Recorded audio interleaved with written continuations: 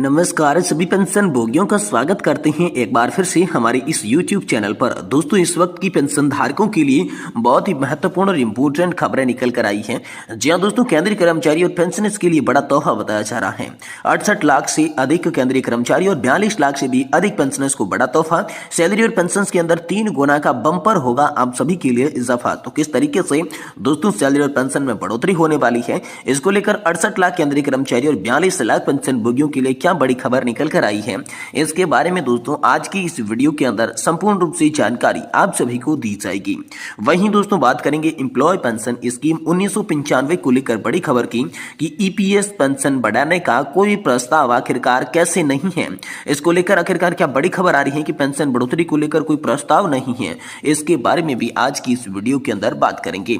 वहीं बात करेंगे ओपीएस, एनपीएस और यूपीएस में क्या खास अंतर है, नौकरी करने वाले लोगों के लिए जरूरी है इनको समझना। तो दोस्तों old pension scheme, new pension scheme और यूनिफाइड पेंशन स्कीम तीनों के बारे में खास बातों को आज की इस वीडियो के अंदर हम आपको बताने वाले हैं। साथ ही साथ दोस्तों हम बात करने वाले हैं ईपीएस 95 हायर पेंशन योजना को लेकर बड़ी खबर आ रही है। ईपीएफओ की बड़ी तारीख, मुसीबत कम नहीं। जी हां दोस्तों, ईपीएफओ ने उच्च पेंशन पर घोषणा की है, बड़ी तारीख की घोषणा कर दी है। ध्यान देना सभी पेंशन धारकों के लिए इंपोर्टेंट हो गया है। तो इसके बारे में भी आज की इस वीडियो के अंदर बात करेंगे। इसीलिए हम सभी कर्मचारी पेंशन धारकों के साथ साथ ईपीएस 95 पेंशन धारकों के लिए आई आज की तमाम बड़ी खबरों को यहाँ पर इस वीडियो के अंदर जान लेते हैं। और आपसे निवेदन करते हैं दोस्तों, आप इस वीडियो को लास्ट तक देखने के साथ साथ हमारे चैनल को सब्सक्राइब कर दें और वीडियो को लाइक जरूर कर दें। तो चलिए बिना किसी देरी के संपूर्ण खबरों को विस्तार से इस वीडियो के अंदर जानते हैं।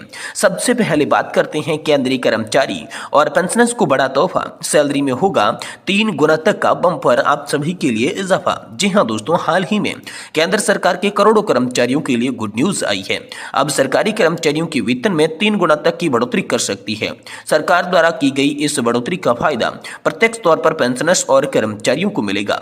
सरकार के इस कदम से कर्मचारियों के हित में काफी अहम वो बदलाव आने वाले हैं।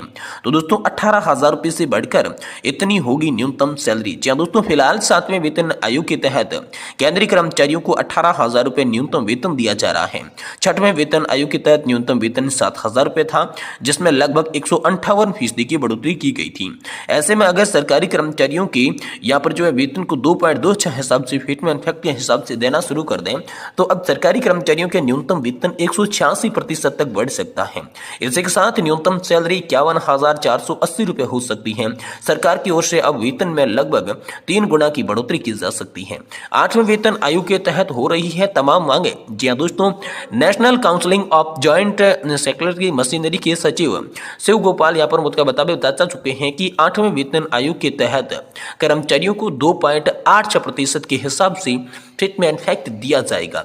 7वें वेतन आयोग के तहत अभी कर्मचारियों को 2.57 फिटमेंट फैक्ट से 29 आधार अंक दिया जा रहा है। अगर सरकार फिटमेंट फैक्ट को मंजूरी देती है तो इसकी वजह से कर्मचारियों को न्यूनतम वेतन 18,000 रुपए से बढ़कर 51,480 रुपए हो सकता है, जो कि 186% की वृद्धि के बराबर है। वहीं दोस्तों पेंशन में भी बम्पर होगी बढ़ोतरी। जी हाँ दोस्तों, फिटमेंट फैक्ट बढ़ने की वजह से कर्मचारियों के वेतन में वृद्धि होगी और साथ ही कर्मचारियों की पेंशन में भी तगड़ी बढ़ोतरी देखने को मिल सकती है। अगर सरकारी कर्मचारियों के फिटमेंट फैक्ट को 2.8 कर देती है तो इसकी वजह से कर्मचारियों की न्यूनतम पेंशन भी 9,000 रुपए से बढ़कर 25,000 के पार हो जाएगी। इस तरह 8वें वेतन आयोग के तहत कर्मचारियों के पेंशन में भी बड़ा इजाफा देखने को मिलेगा।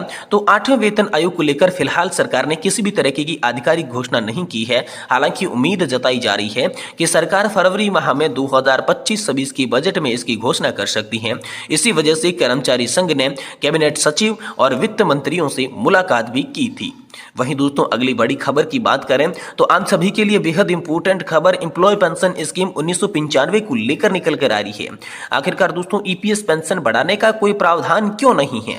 जहां दोस्तों पूर्व की सरकारों ने आखिरी कैबिनेट में न्यूनतम पेंशन 1,000 रुपए तय कर दी थी। जहां कर्मचारी पेंशन योजना 1995 यानी कि ईपीएस 95 पेंशन का मसला उलझा हुआ है। कर्मचारी पेंशन योजना 1995 की न्यूनतम पेंशन वृद्धि का आंदोलन जारी है। पेंशन भोगी रामकृष्ण पिल्लई का कहना है कि आओ इस सरकार को वापस लाओ। मैं पीएस को जानता हूं, भारतीय संस्कृति में पिता की जिम्मेदारी वही अपने बच्चों की देखभाल कर सकेंगी, लेकिन मुझे डर है कि वे 1973 से 1995 तक पारिवारिक पेंशन योजना और 1995 से 2014 तक ईपीएस के तहत अपना प्रदर्शन वापस न देखें। ईपीएस के अंतर्गत ईपीएस पेंशन योजना बढ़ाने का कोई प्रावधान नहीं है। एकमात्र उद्देश्य है कि पेंशन योजना के प्रदर्शन की समय सीमा पर समीक्षा की जाए। वे समय पर ऐसा कर रहे हैं। मूल्यांकन की रिपोर्ट के आधार पर योजना गोदाम में है। वर्तमान में केवल 1/9/2014 से पेंशन वेतन में उच्च सीमा 6,500 से 15,000 बढ़ा दी गई थी और उसी तिथि के बाद सेवानिवृत्त लोगों को पेंशन की सीमा से यहाँ पर जो है वो अधिक हो गई। इस सरकार की एक और खास अच्छी बात यह है कि 15 साल बाद ब्याज समेत राशि चुकाने की बात की गई है, जिसके बाद सामुदायिक लाभ वालों के लिए पूरी तरीके से पेंशन बहाल कर दी जाएगी। पेंशन भोगियों ने कहा कि पूर्व की सरकारें सबसे अच्छी बात यह थी कि उन्होंने आखिरी कैबिनेट नीलम में न्यूनतम 1,000 रुपए की पेंशन तय कर दी थी। 2014 में चुनाव हारने के कारण वे इसे लागू नहीं कर पाए। मोदी ने इसे 1/9/2014 को लागू किया था। एक और अच्छी बात जो कि उन्होंने वह यह कही, जिन्होंने 2008 से कम्यूटेशन का लाभ और उस वापस ले लिया, वह तय कर सकेंगे कि कौन सी सरकार बेहतर है। मुझे उम्मीद है कि यह सरकार कुछ करेगी। हमारे नेतृत्व की सीमा तक भी नहीं बढ़ाई जाएगी। आप सभी के लिए यह बड़ी खबर आ रही है। वहीं दोस्तों अगली बड़ी खबर की बात करें, national pension system, old pension system और यूनिफाइड पेंशन सिस्टम में क्या है खास अंतर, नौकरी करने वाले लोगों के लिए इसे समझना है बेहद जरूरी। तो एनपीएस, ओपीएस और यूपीएस में कौन कौन सी खास अंतर है और नौकरी करने वाले लोगों के लिए इनको समझना कैसे जरूरी है, इसको लेकर क्या बड़ी अपडेट आई है, चलिए इसके बारे में बात करते हैं। दोस्तों भारत में सरकारी कर्मचारियों के लिए पेंशन योजना एक महत्वपूर्ण इतिहास रहा है। हाल ही में केंद्र सरकार ने यूनिफाइड पेंशन स्कीम यानी कि यूपीएस की घोषणा की है, जो ओल्ड पेंशन स्कीम यानी कि ओपीएस और न्यू पेंशन स्कीम यानी कि एनपीएस के बीच का पुल बनाती है। यह समझना जरूरी है कि ये तीनों योजनाएं एक दूसरे से कैसे अलग है और नौकरी करने वालों के लिए इनके बारे में जानना कितना जरूरी है। दोस्तों ओल्ड पेंशन स्कीम की बात करें तो ओल्ड पेंशन स्कीम सरकारी कर्मचारियों के लिए एक पारिवारिक पेंशन योजना है, जिसमें रिटायरमेंट के समय कर्मचारी के अंतिम बेसिक का 50% पेंशन के रूप में दिया जाता है और इस योजना में कर्मचारियों को अपनी ओर से कोई भी योगदान नहीं देना पड़ता है। रिटायरमेंट पर 20 लाख तक की ग्रेजुएटी भी रकम इसके बाबत मिलती है। पेंशन फंड में कोई भी पैसा यहाँ पर नहीं देना होता है। अगर कर्मचारी की मृत्यु हो जाती है तो उसके परिवार को इसमें पेंशन मिलती है। अब न्यू पेंशन स्कीम की बात करें तो दोस्तों एनपीएस से ओपीएस की जगह वापस कर दिया गया, लेकिन इससे काफी विवाद हुआ। इस योजना से कर्मचारियों को अपने बेसिक सैलरी और महंगाई भत्ते का 10% हिस्सा जो है वो पेंशन फंड में डालना होता है। एनपीएस निवेश शेयर बाजार पर आधारित होता है, इसलिए जोखिम है। रिटायरमेंट के बाद निश्चित पेंशन का कोई भी प्रावधान इस योजना में नहीं नजर आ रहा है। इसीलिए दोस्तों यहाँ पर जो है आप सभी के लिए एनपीएस और ओपीएस के बीच के रास्ते को लेकर सरकार के द्वारा हाल ही में यहाँ पर जो है यूपीएस लागू कर दी जा चुकी है, यूनिफाइड पेंशन स्कीम, जो कि दोस्तों पुरानी पेंशन योजना और साथ ही नई पेंशन योजना के कुछ ऐसे प्रावधान है जिनको जोड़कर एक ही मंच पर लाती है। यानी कि इन दोनों का सम्मिश्रण बताया जा रहा है यूनिफाइड पेंशन स्कीम, जिसके तहत ये बताया जा रहा है कि आपको 10% का योगदान ज्यों का त्यों देना पड़ेगा। लेकिन दोस्तों जो आप सभी को पेंशन है वो ओल्ड पेंशन स्कीम यानी कि पुरानी पेंशन योजना की तरह फिक्स्ड पेंशन मिलेगी। आपको अपने वेतन की आखिरी यहाँ पर जो है 50% जो पेंशन है वो देखने को मिलेगी। तो बहुत बड़ी खबर यह आप सभी पेंशन धारकों के लिए हाल फिलहाल में निकल कर सामने आ रही है।